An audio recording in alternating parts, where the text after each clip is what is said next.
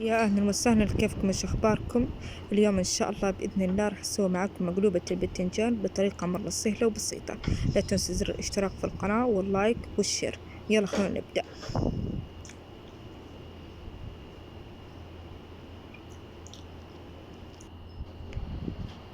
طبعا عندي هنا البتنجان، راح أقطع راس البتنجان وراح أقصصها إلى شرايح.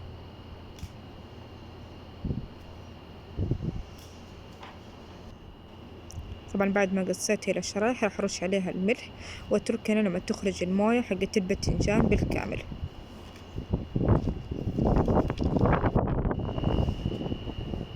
طبعا شايفين كيف نزل موية البتنجان. دحين راح أبدأ أنشف البتنجان بمنديل أو بقطعة قماش. بعد ما نشفها راح أغطيها بالدقيق، وبعد ما أغطيها بالدقيق راح أقليها بالباذنجان. راح أق... راح أقليها بالزيت.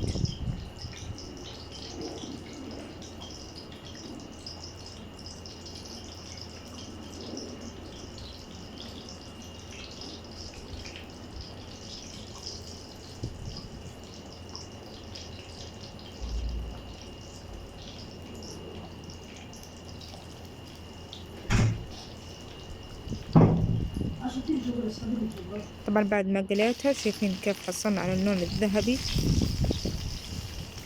راح أرفعها من على الزيت. راح أبدأ بالصلصة اللي راح أسويها حقة المقلوبة. راح أضيف عليها الزيت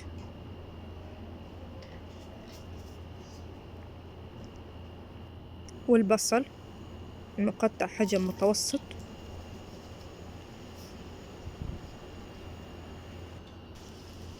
والطماطم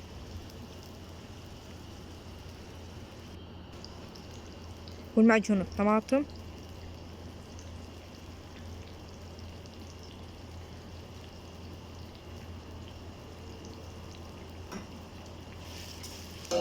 وأقلب.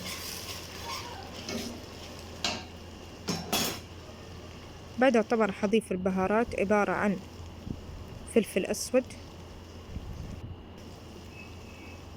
كمون،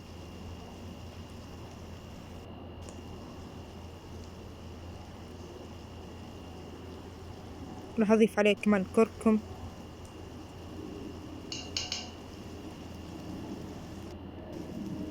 وأقلب.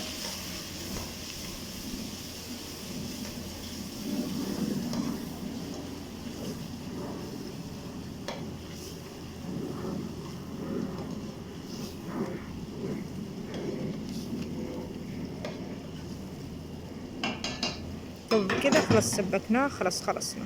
الحين راح أبدأ بالمقلوبة وتحضيرها. راح أضيف عليه شوية من الصلصة اللي سويناها،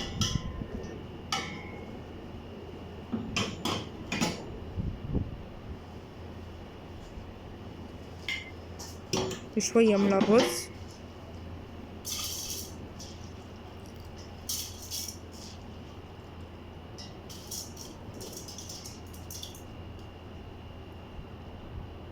وراح أضيف عليه حمص مسلوق،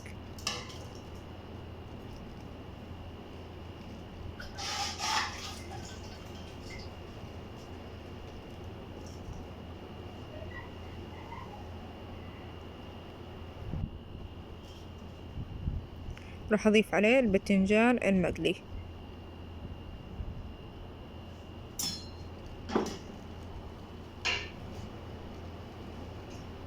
وأضيف الصلصة. طبعا راح أكرر الخطوات نفسها.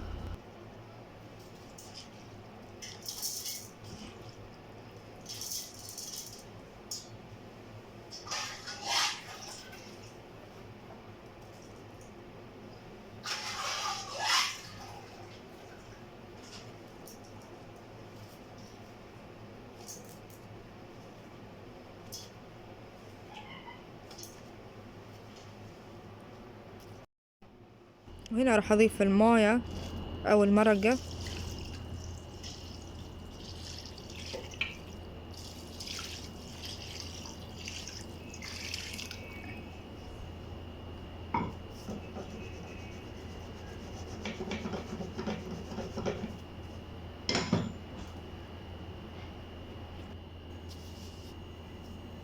راح أضيف عليها رشة من الملح وأتركها على نار هادية لين لما تستوي.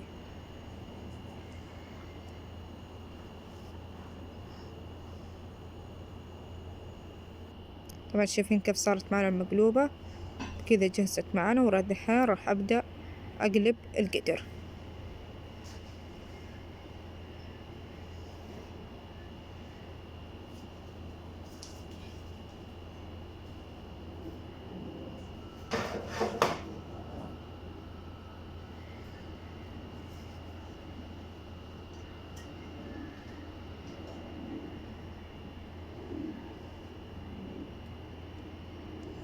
طبعا بكذا راح أقدر أقول لكم بالعافية عليكم، وأتمنى إذا عجبتكم الوصفة لا تنسوا ضغط اللايك وزر الاشتراك في القناة، وبالعافية عليكم.